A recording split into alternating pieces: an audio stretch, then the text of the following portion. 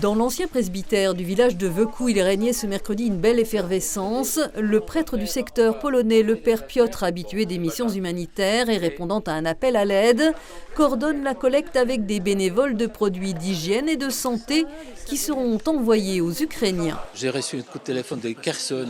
C'est une ville qui est pas loin des Mariupol. Donc c'est déjà enclavé, c'est enfermé. Et ils n'ont plus de nourriture.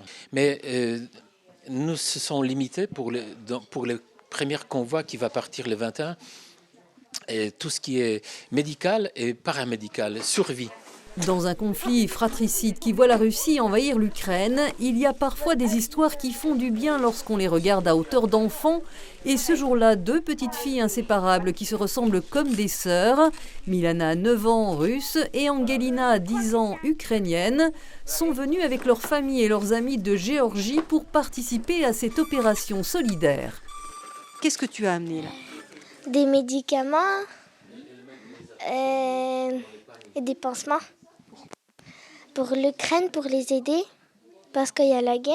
Et aussi, Ukraine, il y a ma famille, il y a mon tonton, il y a mes grands-parents. Sur la télé, on regarde la guerre, il y a des guerres, il y a plein de maisons qui sont détruites. Les familles de Milana et Angelina se soutiennent depuis leur arrivée en France en 2017. Réfugiées, elles vivent dans un foyer à Rupt-sur-Moselle. Elles partagent aussi les mêmes origines arméniennes.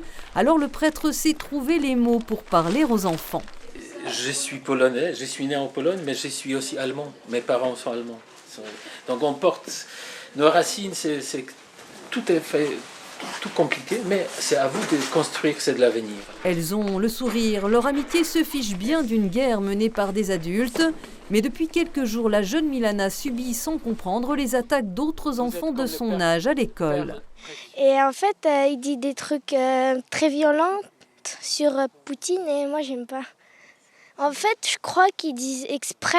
Ce qui lui est dit est violent. Il y a une violence donc, qui fait qu'elle est perturbée et que pleurer en rentrant de l'école ou ne plus dormir la nuit, enfin, c'est très compliqué. Le père Piotr tenait à leur montrer cette statue de Notre-Dame érigée après la Seconde Guerre mondiale et qui surplombe la vallée. Un lieu idéal pour un message de paix à deux voix que Milana a tenu à dire en russe, traduit par Angelina. Война нам делает очень больно, мы должны быть все вместе и не воевать. La guerre fait trop de mal, nous voulons vivre en paix et tous unis.